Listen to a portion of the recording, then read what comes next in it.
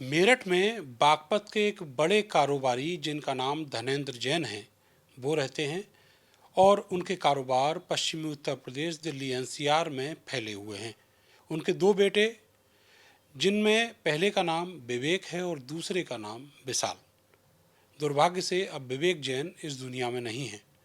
विवेक जैन की डेथ हो गई पिछले साल अगस्त महीने में, और विवेक जैन की डेथ उनकी जो बीमारी थी उसकी वजह से हुई। उनके ऑर्गन्स जो हैं वो फेलियर हो गए, इसकी वजह से उनकी डेथ हो गई। ये डॉक्टरों ने अपनी रिपोर्ट में लिखा है।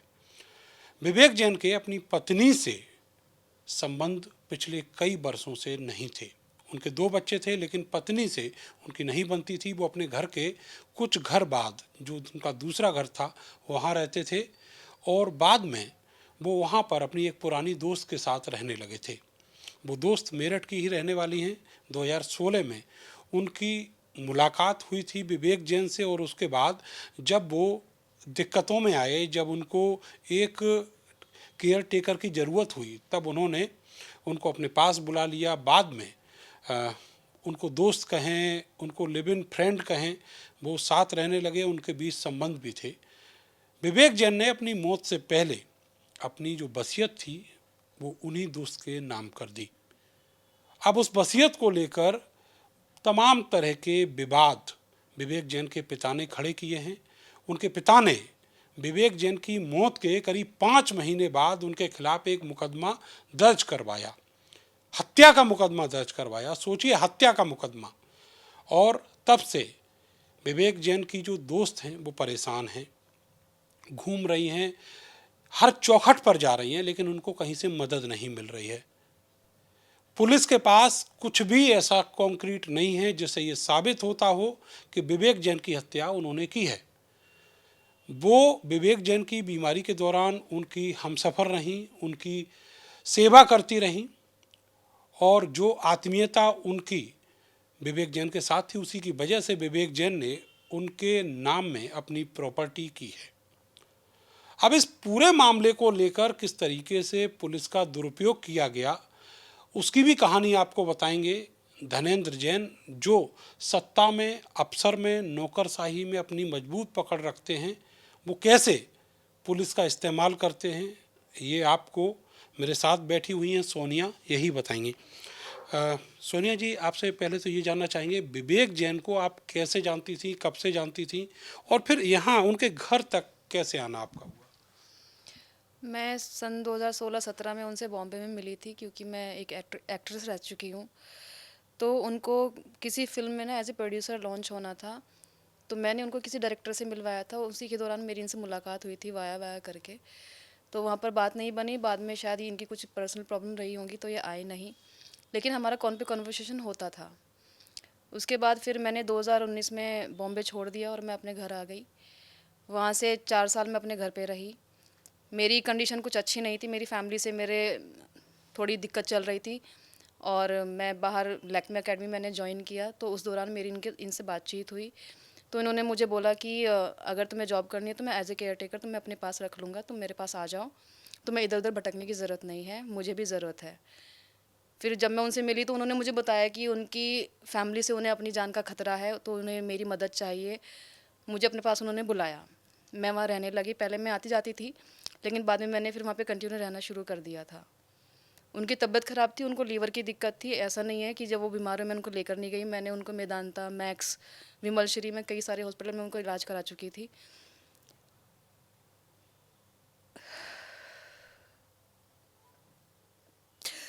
27 जुलाई को मैंने जब उनको आनंद हॉस्पिटल में भर्ती किया, तो इनकी फैमिली वालों ने, धनेंद्र जैन, उनकी माँ नीलम जैन, सोना, विशाल, ये सब लोग आए। इन लोगों ने मेरे साथ बहुत ज़्यादा बदतमीज़ी करी, मुझे वहाँ से भगा दिया, मुझे वहाँ उनके पास रुकने भी नहीं दिया। और उस दिन के बाद से मैं उनसे कभी मिली ही नहीं, और उनकी डेथ हो गई। इन सब चीज़ों में ना उन्हीं लोगों का हाथ है। अगर उनको लीवर मिल गया होता तो बच गए होते। मैंने जो है लीवर देने की बात उनको कही थी, उनके पास तक मैसेज पहुंचवाया, तो उन्होंने उसका भी कोई जवाब नहीं दिया। बदले में कहा कि हमें पैसे दे देगी। उनको सिर्फ पैसे चाहिए थे और उनकी प्रॉपर्टी चाहिए थी। लीवर क्या उनके घर वाले देने को तैयार थे? लीवर देने को तैयार थे। मैंने सुना था कि सोना लीवर देना चाह रही है, लेकिन उसने फिर दिया नहीं बाद में। वजह उसकी?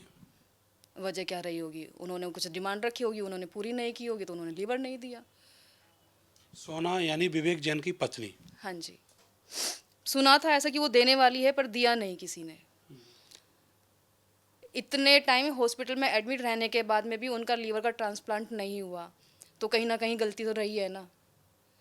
मैं लीवर देने के लिए बोल रही हूँ, तो मेरे से लीवर क्यों नहीं लिया गया? ले लेते, जान तो बच जाती इंसान की। पर उन्हें तो उनको मारना था, खुद मार के उनको मेरे ऊपर झूठे इल्ज़ाम लगवा दिए, मेरे ऊपर मर्डर के मुकदमे लिखवा दिए, जिसमें पुलिस ने भी, ऐसा नहीं है, दबाव था उन लोगों का। इससे पहले भी 1 जनवरी को जब हमारे घर पे आके धनेंद्र जैन ने बहुत ज़्यादा मार पिटाई करी अपने परिवार के साथ मिलके, मेरे और विवेक जी के साथ में बहुत ज़्यादा बदतमीजी करी, हमने थाने में कंप्लेन भी करी, मैंने एप्लीकेशन भी दी, उसकी फुटेज भी मेरे पास है। लेकिन उन लोगों ने ना कोई कार्रवाई करी ही नहीं, बस मुझे गलत ठहरा दिया कि हाँ भाई ये गलत तरीके से रह रही है। अब मैं वहाँ पे एक जॉब के उससे रह रही थी, लिव इन में तो हम बाद में आए। ये बताइए कि जब उस दिन हमला हुआ घर में, तो उस समय जो धनेंद्र जैन हैं उनके साथ कौन कौन आया? धनेंद्र जैन अपने थाने की पुलिस लेके आया पहले, तो उसके बाद गनर लेके आया अपने, उसके गनर उसके साथ में थे। उनको गनर मिले हैं सरकारी? 3 मिले हैं। 3 गनर? हाँ जी, मैंने आरटीआई में इसका जवाब मांगा था सरकार से कि हाँ भाई, डीजीपी को, एसएसपी को एप्लीकेशन गई थी मेरी, तो ये कहना है कि ये हमारे अधिकार में नहीं है, किसी का पर्सनल मैटर है, तो हम इसका जवाब आपको नहीं दे सकते। अच्छा, कोई बात नहीं। वो पुलिस लेकर आए थाने की, वो गनर लेकर आए जो उनको सरकार ने दे रखे हैं। उसके बाद आपके साथ वहाँ क्या हुआ? मेरे साथ इन लोगों ने बहुत गाली गलौज करी, मेरे साथ मार पिटाई करी, मुझे तो उठा के थाने लेके गए, और बहुत ही जितना गंदे से गंदा व्यवहार इन लोगों का हो सकता था वो इन सब लोगों ने मिलके मेरे साथ करा। फिर उन्होंने मेरे को बोल दिया कि मुझे वहाँ से जाना पड़ेगा, तो विवेक जी को भी ठीक है, उन्होंने मौके की नज़ाकत को समझते हुए मेरे को वहाँ से भेज दिया था। लेकिन बाद में उनकी मरहम पट्टी होती थी, उनको फिस्टुला था, उसके घाव से मैं उनको 2 बार उनका ट्रीटमेंट करवा चुकी थी, 2 बार उनका ऑपरेशन हो चुका था, तो उनकी मरहम पट्टी के लिए कोई तो चाहिए होता था, तो मैं आती जाती करती थी। उस दिन जो आपके साथ मारपीट हुई, कितनी देर तक वो सब कुछ चलता रहा घर में? आधा पौना घंटा चला है जी। और पीटने वाले कौन कौन थे? सोना थी, उसकी माँ थी, अंदर धनेंद्र भी था। बाहर तो उसने खैर नहीं दिखाया दूसरों को, लेकिन उन्होंने भी, उसके भाई ने भी, सब ने मारा है, जिससे जो मौका पड़ा सब ने मारा मेरे को। विवेक जी को भी मारा? हाँ जी, विवेक जी को भी मारा। आपके पास फुटेज है उसकी, आप मुझे ये बताइए, आपने क्या पुलिस को कॉल किया था? मैंने किया था, मैंने 112 पे कॉल करी थी, वो लोग भी आए थे, लेकिन सब ने पहले खड़े होकर तमाशा ही देखा है, तो हल्का सा बीच बचाव करा है, क्योंकि धनेंद्र जैन ने पहले सेटिंग कर रखी थी ना आने के लिए। एक औरत पिट रही थी, सब उसको पिटते हुए देख रहे थे, हल्का हल्का बीच बचाव हुआ है, लेकिन बाद में लेडी पुलिस बुलाई, मेरे को थाने लेके गई। मेरी क्या गलती थी? मेरी कोई गलती नहीं थी। उसमें आपने तहरीर दी अपने कोई उस मामले में? तहरीर दी थी मैंने, पता कोई नहीं, कार्रवाई नहीं हुई? कोई कार्रवाई नहीं हुई। अच्छा, हम लौट के वहीं आते हैं। ये बताइएगा कि आप कितने वर्ष विवेक जी के साथ रहीं, और उस दौरान क्या क्या आपने सहा, और विवेक जी को क्यों आपकी ज़रूरत थी? विवेक जी अपनी फैमिली के साथ नहीं रहते थे, उनकी अपनी वाइफ से बनती नहीं थी। उनके बीच में बहुत सारे झगड़े होते थे, तो उनकी वाइफ वहाँ से चली गई थी। वो रिक्वेस्ट करने भी गए कि आ जाओ, वो नहीं गए। फिर कहीं ना कहीं विवेक जी को ये लगता था कि उनकी वाइफ के और उनके पिताजी के ना संबंध है आपस में। इस बीच उन्होंने बहुत सारे एसएमएस भी अपने पिता को कर रखे हैं, अपनी सोना जो जैन है, सोना जैन, उसकी माँ को भी मैसेज कर रखे हैं कि तुम लोगों ने मेरे साथ ठीक नहीं किया। मैं इस समय बोल नहीं सकती कि वो मैसेज क्या थे, मेरे पास स्क्रीनशॉट रखे हैं, ठीक है। तो इसके चलते वो बहुत ज़्यादा डिस्टर्ब रहते थे, इसीलिए वो दारू पीते थे, जिसको बताते हैं कि मैंने उनको दारू पी के इतना वो करा। वो पहले से ही दारू पीते, वो 20 साल से दारू पी रहे हैं। कोई आदमी इतनी उसमें अगर खुश रहेगा तो दारू क्यों पिएगा? पहले तो इन लोगों ने 1 जनवरी को मेरे साथ मारपीट करी, 2 फरवरी को इन लोगों ने घर में ताला लगा दिया। विवेक जी बाहर गए हुए थे, मैं भी उनके साथ में थी। उन्होंने इसके खिलाफ मुकदमा भी करवाया कोर्ट में। उन्होंने अपने, उसके बाद इन लोगों ने मेरे घर में, जब मैं यहाँ पर्ल में शिफ्ट होगी विवेक जी के जाने के बाद में, इन्होंने पूरे थाने की पुलिस बुला ली थी जब मैं अपना सामान निकालने के लिए गई थी। तो मतलब पूरा थाना ही उसके दबाव में चल रहा था। तो मेरी तो कहीं सुनवाई हुई नहीं। ऐसा नहीं है कि मैंने एप्लीकेशन नहीं दी है, मैंने बहुत एप्लीकेशनें दे रखी हैं। आपके खिलाफ मुकदमा दर्ज हुआ हत्या का, कोई प्रमाण पुलिस आज तक दिखा पाई, और वो मुकदमा अभी भी चल रहा है या ख़त्म हो चुका है? मुकदमा चल रहा है, अभी भी टॉर्चर होता है उसको लेकर के। मेरे मेरे घर में आईओ आए थे पूछताछ के लिए, उनके साथ में धनेंद्र जैन के गनर थे, और वहाँ पे आके हम लोगों से बदतमीजी करी। कौन आईओ थे, थोड़ा डिटेल बताइए। संजीव चौहान जी थे, उनके साथ में उनके गनर जाते थे। उनके गनर का क्या मतलब है मेरे घर में जाने का, धनेंद्र जैन के? और वहाँ पे जाके कुर्की करवा देंगे, ये करवा देंगे, वो करवा देंगे, तुम तो मर्डर के उसमें हो, तुम लोगों ने खून किया है, पैसे हड़पे हैं, पता नहीं क्या क्या जो एलिगेशन उन पे हो सकते थे वो उन्होंने लगाए। सर हमारी कोई सुनने को तैयार है नहीं, क्योंकि हम गरीब हैं और वो लोग पैसे वाले हैं, उनकी पहुंच बहुत ऊपर तक है। जहां मैं जाती हूँ वहीं वो पैसा भर देता है, दबाव बना देता है, और उसका काम चलता है और मेरा नहीं चलता है। उसके खिलाफ कोई कार्रवाई करने को तैयार ही नहीं है। मैंने मुख्यमंत्री पोर्टल पे इतनी बार एप्लीकेशन लगाई, कोई उसकी जांच नहीं करता, बस ऊपर ऊपर से सुन के अपनी रिपोर्ट लगा देते हैं कि हाँ भाई इसने ज़बरदस्ती करवा लिया। कोई इंसान अपनी वसीयत किसी के नाम करके जा रहा है तो कोई ना कोई कारण रहे होंगे ना, उसे अपने परिवार नहीं चाहिए होगा। परिवार चाहता तो परिवार के साथ रहता। मैं आपसे बोलूँ कि आप अपनी वसीयत मेरे नाम कर दो, कर दोगे क्या? नहीं कर सकते ना सर। जो आदमी करता अपनी मर्जी से करता है, कोई आदमी बेवकूफ़ नहीं होता। अभी जो प्रॉपर्टी है आपके नाम, वो कितनी बड़ी प्रॉपर्टी है, क्या क्या है, कुछ है आइडिया आपको? मेरे नाम ये जो जो वसीयत एक्टिव होने के बाद आपके नाम जो आई है विवेक जी से, जो वसीयत के थ्रू आई है। वसीयत में उन्होंने अपनी सब चल अचल संपत्ति, अपनी सारी फर्में, अपने बैंक अकाउंट, ज्वेलरी वगैरह सब कुछ उन्होंने मेरे नाम कर रखा है, लेकिन मेरे पास कुछ भी नहीं है। हर चीज़ पे धनेंद्र जैन का कब्जा है। वो कैसे इसको ले सकते हैं जबकि उसकी ओनर तो आप हैं? उनको क्या है, उन लोगों ने एक फर्जी वसीयत बनाई है, ठीक है। फर्जी वसीयत को उन्होंने उनके मरने के बाद बनाया है, क्योंकि अपने जीते जी तो वो दूसरी वसीयत इन लोगों के पक्ष में तो कभी बनाते ही नहीं, ठीक है। इन लोगों ने गाड़ियाँ भी नाम करा ली है, इनको वसीयत है या नहीं उससे फ़र्क नहीं पड़ता। ये कोर्ट के आदेश का भी इंतज़ार करना नहीं चाहते। इन्होंने अपने गाड़ियाँ भी ट्रांसफ़र करा ली आरटीओ से, इन्होंने फर्में भी अपने नाम करा ली है, पंप में भी इन्होंने अपने कागज़ लगा दिए, शायद नाम करवा ले, नहीं करा रही है, मुझे नहीं पता। लेकिन क्या है, हर जगह कहीं भी बिना पैसा खिलाए काम नहीं होता है। 420 ही कर रहा है, धड़ल्ले से कर रहा है, चल रही है उसकी। पुराना तेल माफिया है ना। अच्छा ये बताइए कि जो वसीयत है आपकी, उसके मुताबिक कितनी बड़ी ये प्रॉपर्टी है, और जो इन्होंने उस पर पूरा कब्जा किया हुआ है, उससे पहले वो विवेक जैन के पास थी, तो उसके उस बीच का जो टेन्योर है विवेक जैन की डेथ से लेकर और मुकदमा दर्ज होने के बाद, और मुकदमा दर्ज होने के बाद से लेकर अब तक का, तो वो पूरा उनका प्री प्लान था क्या पूरी संपत्तियों पर कब्जा करने के लिए? बिल्कुल। उन्होंने मुझे वहाँ से भगाया ही इसलिए था क्योंकि वसीयत के बारे में वो जानते थे पहले से ही। तो जब भी वो बीमार होते थे तो सारे के सारे उठ के आ जाते थे। उस बीच में वो जी रहे हैं, मर रहे हैं, किसी को कोई फ़र्क नहीं। अस्पताल पहुँच गए तो देखने आ गए। ऐसा ही मैक्सिमम होता था, पहली बार भर्ती करे थे कि तो मरेगा, ये तो ये होएगा, ये तो वो होएगा। तो वहाँ वो बच गए, तो उनके अरमान मर गए, इसलिए देखने नहीं आए 2-3 साल। अब जब मैं इनको हॉस्पिटल में लेके गई तब उनको लग गया कि भाई अब तो ये जाने वाला है, पहले इसे कब्जाओ। तो वो इन्होंने कब्जा लिया।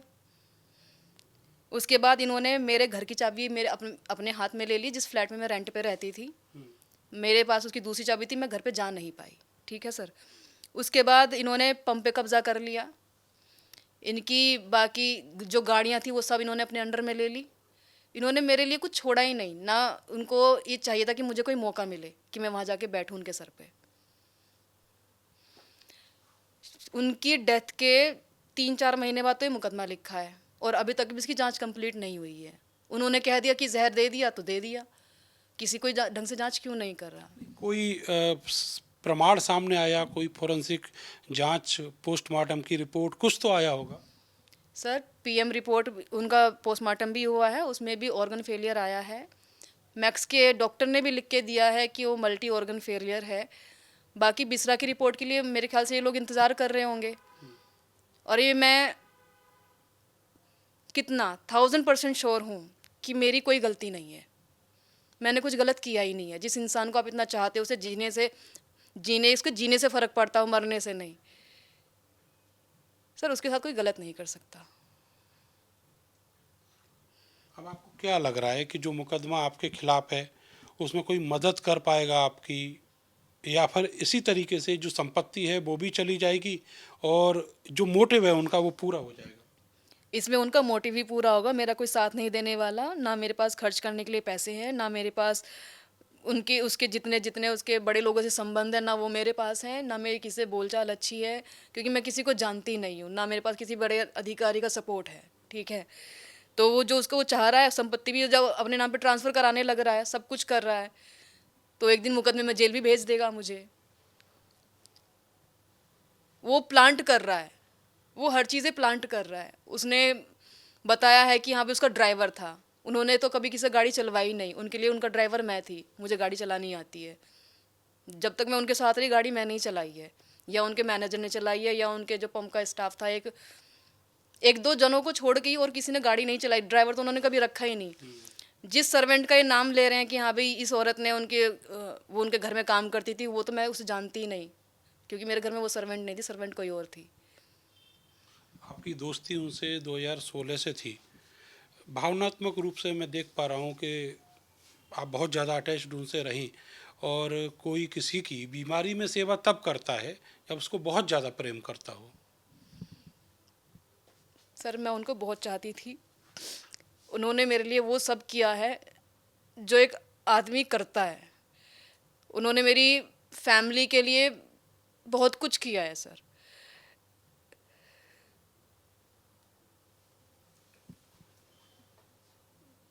सोनिया जी, हिम्मत रखिएगा, हिम्मत रखिए।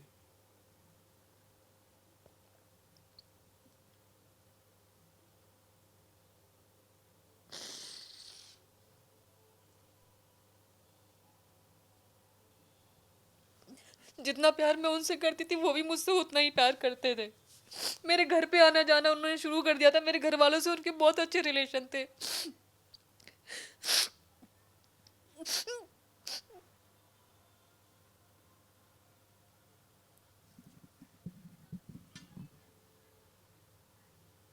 मैं बस कैसे भी चाहती थी कि उनकी उम्र लंबी हो, मुझे उनके साथ जीवन गुजारना था।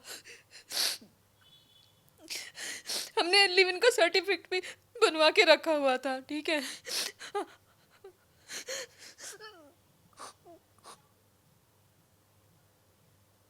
वो इंसान अपने परिवार के साथ ना रहना, रह करके वो मेरे घर वालों के साथ, मेरे गांव में, आप मेरा घर जाके देखो कितना छोटा है, उसमें रहना उनको अच्छा लगता था। मैं क्या, मेरे घर वाले भी उनसे उतना ही प्यार करते थे। इन लोगों ने मार दिया उनको।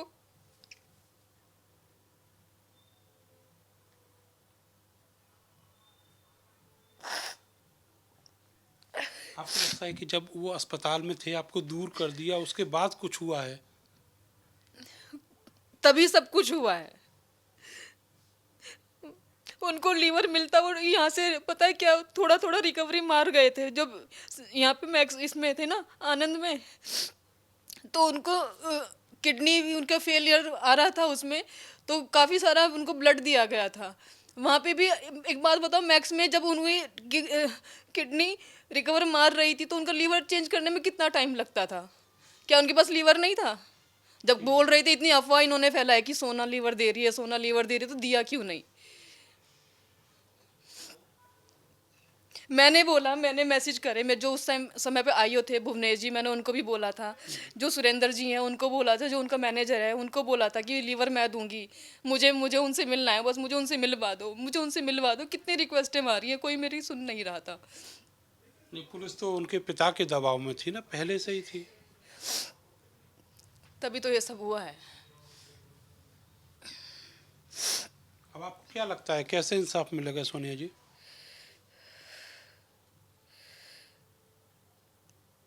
कैसे इंसाफ मिलेगा?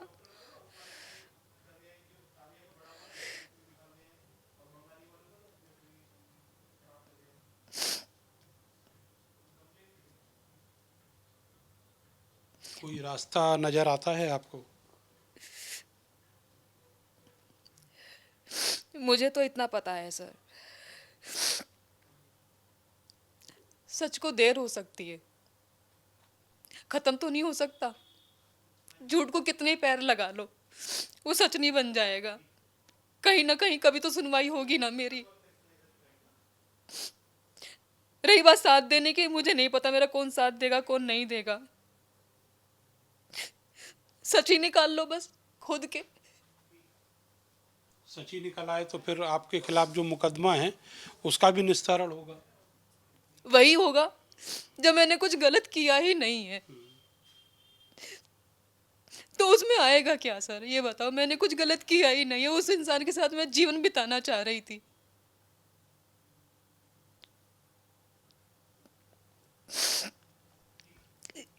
आप हिम्मत रखिएगा। और जैसा कि आपने खुद भी कहा कि झूठ के पाँव नहीं होते और सच जो है उसके कोई पाँव अलग कर नहीं सकता। फिलहाल ये स्थिति है उनकी जिन्होंने विवेक जैन का साथ दिया, उसका हमसाया बनकर रही और उनका परिवार अब उनके खिलाफ जुल्म कर रहा है। मुकदमा लिखवा दिया है और हत्या का मुकदमा है, लेकिन पुलिस के लोग इस पूरे मामले पर केवल पर्दा डाल रहे हैं, उनको इंसाफ नहीं दे रहे हैं। लगातार उनके ऊपर कातिल होने के आरोप लगाए जा रहे हैं। कैमरा सहयोगी सानू के साथ मैं नरेंद्र, भारत समाचार, मेरठ।